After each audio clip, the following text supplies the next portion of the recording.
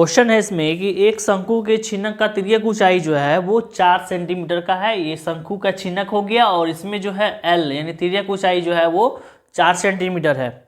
इसके बाद कह रहा है इसमें कि इसके वृत्तीय सिरों का परिमाप या परिधि जो बोलिए वो जो है 18 सेंटीमीटर और 6 सेंटीमीटर है।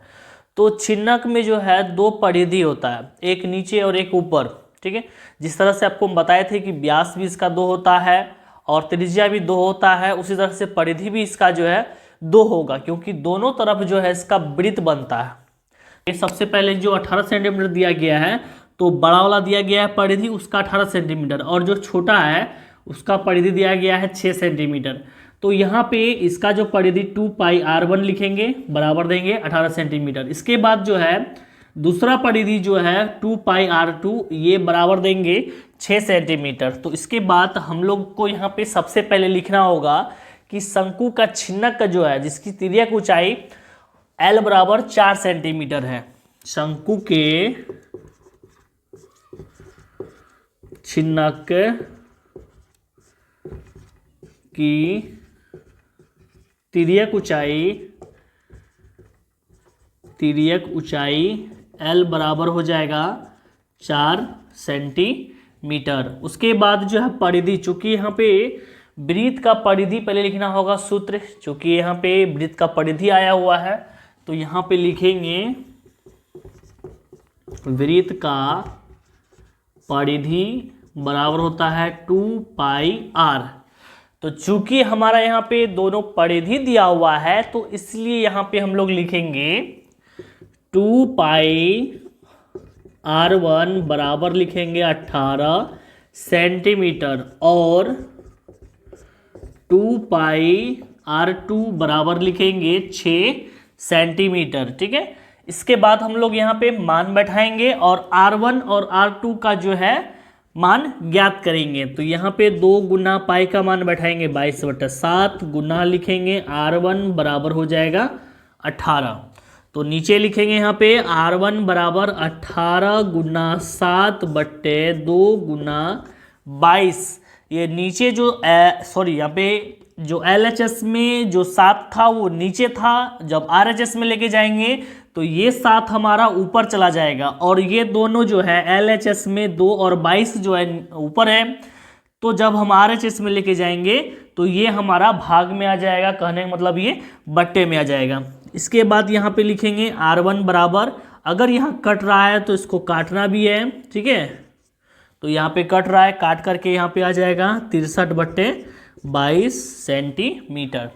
और इसके बाद यहाँ पे देखिए ये जो मान हम लोग जब बैठा रहे हैं तो 2 गुना पाई का मान 22/7 गुना r2 बराबर हो जाएगा 6। अब यहाँ पे लिखेंगे r2 बराबर 6 गुना 7 बट्टे में हो जाएगा 2 गुना 22, ठीक है। अब ये 2 से 6 कटाएंगे, 3 बार में कटेगा। अब यहाँ पे जो मान आया है वो हमारा यहाँ पे कट नहीं रहा है तो गुना करके लिखेंगे 21/22 सेंटीमीटर। जब दोनों त्रिज्या निकल जाए यानी r1 और r2 जब दोनों निकल जाए तो इसके बाद हम लोग को निकालना है छिन्नक का वक्र पृष्ठीय क्षेत्रफल। तो यहाँ पे लिखेंगे इसलिए शंकु के छिन्नक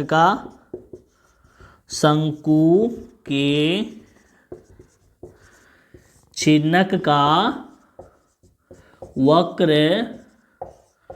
पृष्ठीय क्षेत्रफल बराबर, इसका सूत्र होता है πl into r1 plus r2, ठीक है।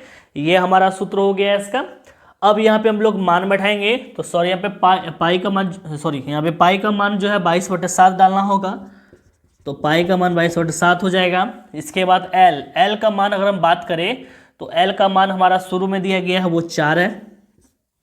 उसके बाद r1 प्लस r2, तो r1 का मान हम लोग यहाँ पे निकाले हैं 63/22 जोड़ r2 का मान निकाले हैं 21/22।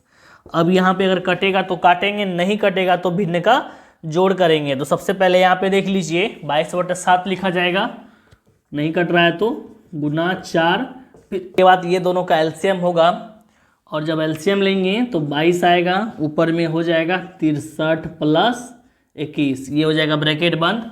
इसके बाद यहाँ पे लिखेंगे 22/7 गुना 4 गुना, अब दोनों को जोड़ के लिखेंगे 84/22। अब यहाँ पे ये तीनों जो है कटने वाला संख्या है, भिन्न का गुना में आ गया, तो यहाँ पे काटेंगे तो 22 ये हमारा यहाँ कट रहा है, फिर 7 से 84 कट रहा है, 12 बार में काट देंगे और 4 और 12 को गुना करेंगे, तो गुना करके लिखेंगे 48 होगा, 48 सेंटीमीटर स्क्वायर। तो यहाँ पे लिखेंगे अतः छिन्नक का वक्र पृष्ठीय क्षेत्रफल बराबर हो जाएगा 48 सेंटीमीटर